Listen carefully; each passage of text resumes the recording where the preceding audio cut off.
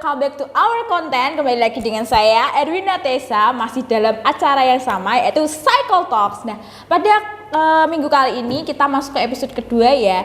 Kalau kemarin kita sudah di episode yang pertama kita sudah membahas tentang ghosting bersama Mas Geraldus Tegar atau Mas Aldo. Nah, pada episode kali ini kita mengangkat tema yang ya jauh berbeda sih dari tema sebelumnya. Tapi nggak kalah seru dan nggak kalah wow-nya pastinya. Nah, pada kesempatan kali ini, pada episode kali ini, episode kedua, kita akan mengangkat dan membahas tema tentang Merit by Accident atau MBA. Nah, pasti sudah tahu kan apa itu MBA atau Merit by Accident? MBA atau Merit by Accident itu adalah suatu pernikahan yang dilakukan karena terjadinya suatu accident. Nah, accident yang terjadi ini biasanya ya kebanyakan karena hamil duluan atau ya hamil duluan nikah, seperti itulah. Pasti udah nggak asing lagi dengan kasus yang seperti ini ya. Pasti udah dari zaman dulu sampai kapan aja tuh pasti beberapa kali atau banyak kasus seperti ini. Mungkin di lingkungan kalian, di lingkungan kita, atau mungkin di orang-orang terdekat kita pasti mungkin ada kasus tentang Merit by Accident ini. Nah, langsung saja, karena pasti sudah kenal lah dengan saya nggak perlu memperkenalkan diri lagi. Nah, langsung saja saya akan memperkenalkan bintang tamu kita pada episode kali ini yang berbeda dengan bintang tamu yang sebelumnya. Kali ini bintang tamu kita tuh perempuan yang sangat cantik sekali. Ya, dia juga teman kampus saya sih, teman satu kelas, satu kelompok juga. Kalau bikin tugas tuh selalu sama dia. Nah, langsung saja kita kenalkan Mbak Bila. Kepada Mbak Bila bisa dipersilahkan untuk memperkenalkan dirinya, Mbak. Perkenalkan, nama saya Bila dari Prodi Psikologi Unkatur. Saya sekarang semester 4. Oke, terima kasih Mbak Bila perkenalannya. Mbak Bila ini seorang perempuan yang sangat cantik ya, bisa dilihat. Mungkin bagi para cowok-cowok yang masih jomblo bisa. Mbak Bila sudah punya pacar tapi. Oke, Mbak Bila apa kabar? Mbak Tessa sendiri apa kabar? Oh, kayaknya ya 50-50 sih, setengah baik setengah enggak gitu. Oke, Mbak Bila. Mbak Bila ini semester 4 ya? Oh, sama dengan saya. Karena ya, satu kelas. Oh iya, satu kelas saya hampir lupa gara-gara kuliahnya online, terus nih saya sempat lupa. Tugas saja lupa, dosennya siapa sih lupa kadang. Kamu sama pacar gak lupa? Oh iya, itu enggak kok ya. Jangan dilupakan. Nanti putus loh kalau dilupakan. Oke, Mbak Bila. Mbak Bila kesehariannya ketika sekolah online ini apa aja sih Mbak Bila? Kan pasti nggak datang ke kampus, mungkin diisi dengan kegiatan-kegiatan lain, entah itu yang positif atau negatif. Ya karena sekarang kan kondisinya lagi pandemi kan. Iya. Yeah. Kuliahnya masih daring kan. Iya. Kebetulan saya juga kelas sore, jadinya pas pagi saya kerja. Wow. Sorenya kuliah sampai malam. Udah itu terus. Tiap hari berputar seperti itu, seperti roda ya. Bosan nggak sih Mbak? Ya ada rasa bosan lah. Nih, bosan nggak? Bosan lah pasti, masa enggak? Gak bisa ketemu teman-teman juga kan. Kangen ya, pagi nggak bisa ketemu saya. Sama saya yang paling kangenin ya.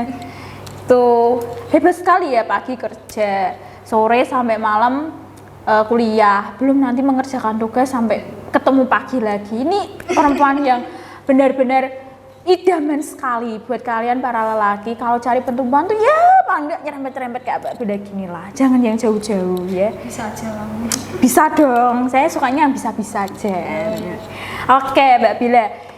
Kita kan ini akan membahas atau mengupas tuntas tentang MBA atau Merit by Accident. Nah, pasti kan di telinga Mbak Bila juga nggak asing ya dengan istilah MBA atau Merit by Accident ini. Mungkin di sekitar Mbak Bila atau di orang-orang terdekat Mbak Bila ada yang mengalami kasus MBA seperti ini. Nah, saya mau bertanya, menurut sudut pandangnya Mbak Bila ini atau menurut pendapat Mbak Bila tentang MBA itu bagaimana? Kalau menurut aku MBA itu yang saya tahu ya, dan yang tema sekarang kita bicarakan, Yes. kalau MBA itu lebih ke menikah, tapi karena suatu tragedi atau suatu keadaan yang mengharuskan mereka itu menikah gitu. Oh, contohnya? Contohnya mungkin seperti maaf hamil di luar nikah. Oh iya, itu rata-rata kebanyakan Iya, ya. rata-rata kebanyakan sih kasusnya seperti itu ya kalau Kasusnya. kita membicarakan Betul. tentang MBA itu. Nah, sekarang itu menurut Mbak Bila MBA seperti itu. Nah, sekarang ketika seseorang yang mengalami MBA, lalu ini saya melihat dari beberapa banyak yang saya amati ya, atau yang saya temui di sekitar saya atau di mungkin beberapa orang terdekat saya juga yang mengalami kasus MBA seperti ini. Dia itu otomatis kan pasti karena sudah menabung duluan itu tadi ya, jadi dia kan terpaksa atau bagaimana memang harus mempertanggungjawabkan perbuatannya itu dengan menikah. Nah, tapi kebanyakan yang saya temui nih atau yang saya amati di sekeliling saya, pernikahan yang berdasarkan karena MBA itu rata-rata hampir 70, 65, 70% lah itu tidak langgeng. Menurut Mbak Bila, faktornya apa sih kenapa pernikahan yang dilandaskan karena yang awalnya itu karena MBA lalu menikah itu kebanyakan berakhir kepada perceraian atau enggak langgeng seperti itu? Berarti ya, Iya. mungkin karena mereka udah terlalu panik gitu loh. Soalnya yang ceweknya ini kan mungkin perutnya udah nggak bisa ditutupin lagi. Iya. Terus biasanya Pakai korset juga- nggak bisa juga. Iya. Ya kasihan nanti kalau iya. Kegencet ada. Terus apa ya? Kalau yang terjadi di sekitar saya itu yang kejadian Yes. MBA itu Yes. kebanyakan pada dinikahin gitu loh. Oh. Jadi kan orang mikirnya kalau kamu berani berbuat ya kamu berani bertanggung jawab Yes. gitu. Noted ya para penonton. Lalu kenapa kok tidak langgeng? Mungkin bisa karena dia belum terlalu mengenal kepribadian pasangannya masing-masing gitu. Iya. Mungkin kalau misal kenapa kok sampai hamil? Ya itu mungkin karena nafsu ya. Iya. Kalau nafsu kan ya siapa aja kan punya nafsu. Nggak bisa ditahan gitu. Iya, Ya. tapi kalau perasaan cinta yang tulus sama pasangan kan ya nggak bisa semua orang bisa punya. Bisa langsung gitu ya. Iya. Saya selanjutnya kalau mereka sampai berbuat hubungan di luar nikah juga kan bisa berarti bukan karena cinta, karena nafsu kan juga bisa kan. Iya. Misal nih aku hamil gara-gara si A. Astagfirullah. Lalu Jangan sampai ya, Mbak. Lalu yang terlintas di pikiranku memang aku harus menghubungi cowokku dulu kan. Yeah. Kalau aku tuh hamil gitu. Astagfirullah. Jadi mau nggak mau kamu ya aku minta pertanggungjawaban lah Iya, betul. gitu kan. Tapi biasanya kalau dari cewek itu dia masih karena dia cinta gitu sama pacarnya. Tapi kan kita nggak tahu kan si cowoknya itu gimana. Apa dia itu beneran cinta atau memang karena nafsu aja gitu. Iya. Mau dipaksa nikah pun ya mungkin dari pihak orang tua pun bisa mengiyakan karena mereka yang berbuat. Iya, iya. Tapi setelah Nggak berumah mau. tangga kita kan nggak tahu apa yang terjadi di depan kan. Di kemudian hari. Iya, mungkin karena mentalnya yang belum siap atau dari segi finansialnya yang belum siap. Itu kebanyakan kan itu juga kan faktor perceraian. Nah itu belum kenal satu sama lain, belum punya mungkin kerjaan tetap atau tabungan, ya cekcok karena ekonomi ya sudah Oke. nggak bisa lanjut lagi. Oke. Jadi seperti itu ya menurut penjabarannya Mbak Bila. Jadi buat para kalian yang masih dalam pacaranlah yang sehat-sehat aja. Jangan sampai melebihi batas garis polisi, itu jangan dilewati, bahaya nanti ya. Karena kalau sudah terjadi yang seperti itu, nanti kalian yang bingung sendiri. Apalagi kalau usia kalian masih jauh di bawah 20 tahun, masih usia sekolah mungkin, atau usia awal-awal kuliah, itu pastikan belum, masih menggantung pada orang tua. Jadi jangan menambah beban orang tua dengan perbuatan kalian yang melampaui batas seperti itu. Nah, sekarang Mbak Bila, itu kan mungkin tadi bisa terjadi perceraian karena mungkin tidak adanya pengertian satu sama lain, atau mungkin tidak adanya cinta mungkin ya. Nah, tapi mungkin kan karena mereka sudah menikah, pasti kan mau nggak mau, suka nggak suka, hidup bersama dalam satu atap, dalam satu ijakan lantai yang sama.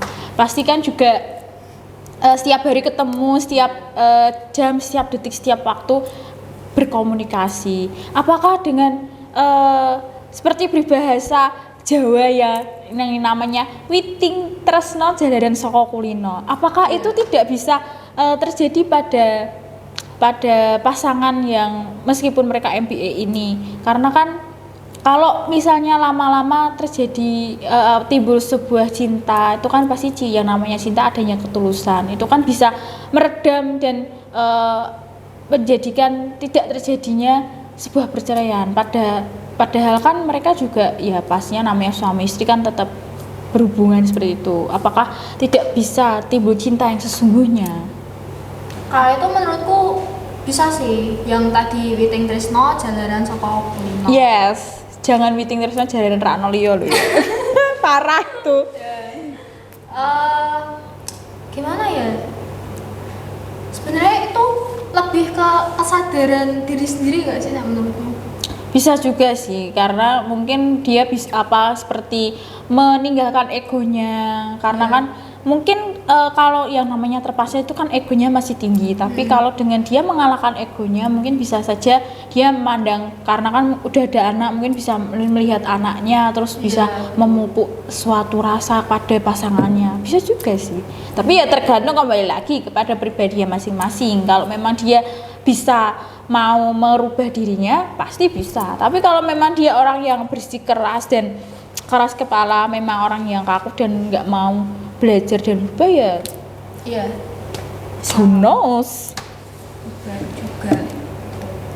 Oke. Tapi Mbak Bila, menurut Mbak Bila nih, apakah salah satu jalannya itu mungkin ketika ada suatu problem atau suatu ketidakcocokan dalam rumah tangga itu, apakah salah satu-satunya solusi cuman dengan mengambil jalan perceraian, atau tidak ada jalan lain? Atau menurut Mbak Bila bagaimana? Apakah perceraian itu memang sudah jalan atau solusi yang paling tepat, atau gimana ini? Kalau ini mungkin kalau bisa diselesaikan secara baik-baik ya diomongin aja gitu.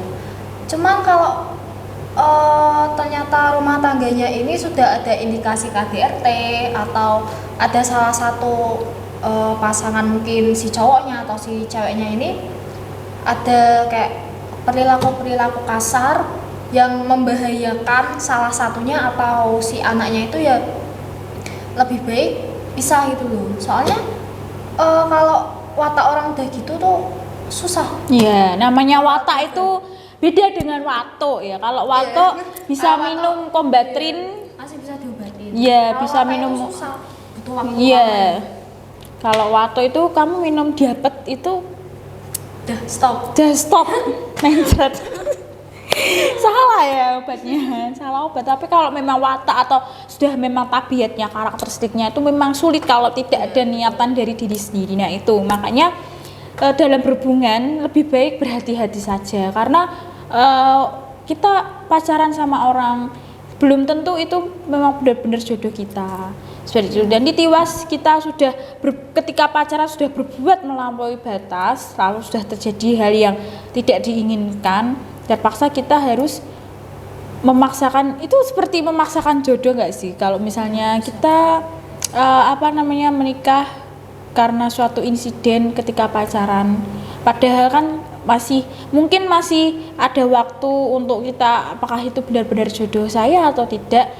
Kalau tidak melakukan hal yang seperti itu kan pasti ada waktu. Tapi kalau memang sudah terlanjur melakukan dan terjadi hal seperti itu kan kita kan jadi ya mau nggak mau kan memaksakan takdir sepertinya ya seperti itu. Jadi itu mungkin bisa jadi faktor karena mungkin takdir sebenarnya itu memang tidak jodohnya lalu dipaksakan jadi ya seperti itu. Tapi kita juga nggak tahu ya semuanya itu kan kembali lagi kepada yang pertama takdir dan kembali lagi kepada si para pelakunya seperti itu. Nah Mbak Bila, yang namanya ini kan suatu pasti yang namanya orang yang mengalami MBA ini atau mungkin yang pertamanya pasti merasa hamil duluan seperti ini kan pasti kan ada yang namanya perasaan malu itu, apalagi mungkin orang tuanya juga merasakan seperti itu. Nah itu bagaimana menurut Mbak Bila cara menyikapi, mungkin kan dia merasa kayak tertekan di dalam lingkungannya, mungkin diomong meskipun si mungkin laki-lakinya mau bertanggung jawab dan pada akhirnya mereka menikah, tapi kan yang namanya kasus kayak gitu apalagi di lingkungan perumahan Butejo itu kan ada di mana-mana seperti itu ya, pasti kan banyak diomongkan ke sana sini seperti itu, meskipun sudah ditutupi dengan pernikahan tapi kan pasti banyak yang itu kan menikah karena hamil duluan seperti itu. Nah itu kan pasti kan ada suatu tekanan mental tersendiri kepada mungkin si pengandungnya itu. Nah itu menurut Mbak Bila bagaimana cara biar kalau seorang ibu yang sedang hamil tertekan pikirannya itu kan pasti juga berdampak kepada janinnya juga. Nah itu kan nggak baik. Nah itu menurut Mbak Bila bagaimana cara untuk menyikapi atau biar ibunya itu tidak stres seperti itu, karena kalau dihindari pun juga itu lingkungannya dia sulit juga kan. Kalau misalnya tidak mau menerima itu pasti sedikit banyak pasti menerima kata-kata yang seperti itu. Nah tidak bisa dihindari lagi sudah. Nah itu bagaimana menurut Mbak Bila? Kalau menurut saya kalau saya menjadi orang lain ya, saya lihat teman saya kayak gitu ya lebih empati sih. Saya memposisikan kalau misal saya yang mengalami itu terus dapat hujatan kan mesti stres gitu. Iya pasti. Lagi pula kan mereka berdua sudah ada etikat baik buat bertanggung jawab atas perbuatan mereka di masa lalu gitu loh. Jadi kita mau menghujat pun itu nggak bisa merubah keadaan, nggak bisa bikin status kalau itu nggak MBA gitu. Daripada kita menghujat, lebih baik kan kayak mendukung ya, semoga anak kamu lahir dengan selamat, ibunya sehat, terus ya yang baik-baik gitulah ya lebih membangun ya, lebih seperti support seperti itu ya. Lagi pula kalau misal kita menghujat pun nggak ada faedahnya gitu loh. Ya betul sekali, jadi bibir mulut itu digunakan jangan buat nyinyir aja, buat hal yang positif lah seperti itu ya Mbak Bila. Ya, kan belum tentu juga kan hidup kita lebih baik. Iya betul.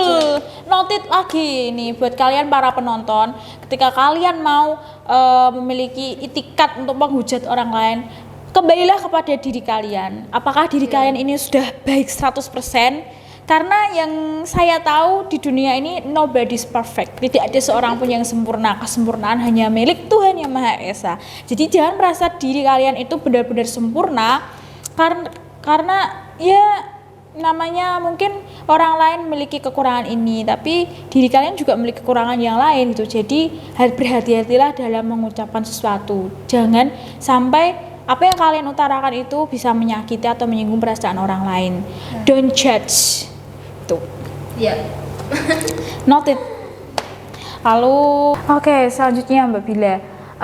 Dari Mbak Bila ini, bagaimana cara untuk menghindari agar tidak terjadinya MBA seperti itu? Ya paling nggak meminimalisir kasus seperti itulah di bumi ini, di negara ini, Pak. Kalau menurut saya lebih ke kita tahu batasannya. Kalau norma apa yang boleh dilakukan, apa yang tidak boleh dilakukan, karena konsekuensinya pun juga nyata gitu. Iya, betul sekali, setuju saya. Ke diri kita sendiri tapi juga bisa menular gitu lah istilahnya ke orang terdekat kita. Misal kalau kasusnya MBA nanti orang tuanya yang malu atau Yes, gimana kan berdampak gitu iya, ya. dampak juga ya Iya. di orang lain. Jadi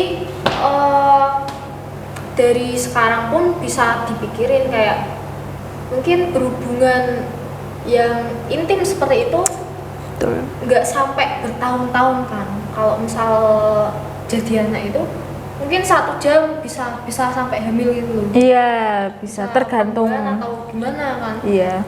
Tapi dibalik itu dari kejadian semalam itu bisa berdampak pada masa depan gitu. Iya, Kan betul sampai sekali. seumur hidup. Betul. Jadi Dampaknya bisa- panjang ya, iya. jangka panjang ya ini ya seperti ini Bisa gitu. lebih dipikirin lagi gitu loh. Kenapa nggak coba dikontrol lah ya nafsunya. Ditahan, di Iya. manage dengan baik nafsunya itu. Nah, sekarang Mbak Bila, dari Mbak Bila nih, gimana sih caranya tips untuk memilih pasangan, entah itu cewek atau cowok yang baik dan yang tidak, yang bisa apa ya, membina hubungan dalam berpacaran itu yang sehat-sehat itu agar tidak terjadi MBA seperti yang sudah pernah terjadi. Tipsnya gimana Mbak? Ya, karena mungkin setiap orang punya tipe ideal masing-masing. Iya, ya, iya Mbak. pasti. Saya pun juga. Tapi yang kita lihat secara umum aja ya Mbak. Iya. Kalau kita cari pasangan itu lihat dulu nih dia emosinya seperti apa. Nah, itu yang utama. Kalau misal dia udah ada indikasi suka bentak-bentak, ngomong kasar, terus suka main tangan, itu mending di-cut gitu loh. Karena jangan berpikir kalau aku bisa merubah pacarku jadi orang yang lebih kalem, nggak main tangan lagi. Sulit Iya. itu. Kalau dipikir secara logika aja, waktu pacaran kamu berani nganiaya pacarmu gitu loh, apalagi nanti kalau udah jadi istri gitu. Betul. Kalau masih pacaran mungkin putus ya udah tinggal putus, tapi kalau sudah berumah tangga itu kan susah ya, harus urus surat cerai, harus Iya, ribet sekali. Iya. ribet gitu. Jadi pas pertama kita harus tahu dulu nih pasangan kita itu seperti apa sih kepribadiannya, apakah baik atau buruk. Kita kan yang bisa menilai karena kita yang menjalani. Betul sekali, setuju saya itu. Itu jadinya dari dalam pun kalau selain dari tipe ideal juga rasa nyaman itu berpengaruh gitu Mbak. Iya. Kalau kita punya daftar tipe ideal yang A sampai Z, kalau misal itu ada di diri pacarmu, kalau kepribadiannya jelek, suka KDRT ya buat apa gitu. Betul, saya sangat setuju sekali Mbak Bila. Jadi buat kalian yang mungkin dalam masa-masa mencari jodoh, ini tips dari Mbak Bila ini benar-benar sangat bisa dinotis sekali ya, karena zaman sekarang itu kita tidak bisa memegang dari fisik luarnya saja.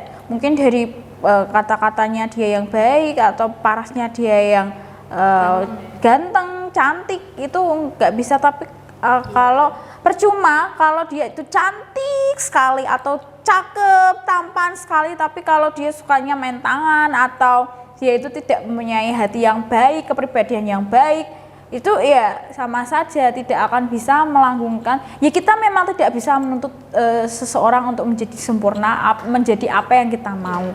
Tapi setidaknya kita memilih pasangan itu yang paling enggak yang semaksimal mungkin lah kepribadiannya, jangan yang buruk-buruk amat. Ya memang banyak orang yang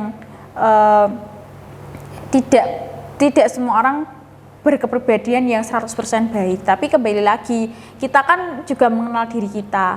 Kita harus bisa menyamakan, mengimbangkan. Kalau saya berkepribadian seperti ini, memilih pasangan yang berkepribadian seperti ini cocok atau tidak, terus pikirkan dampak-dampak ke depannya, jangka panjangnya.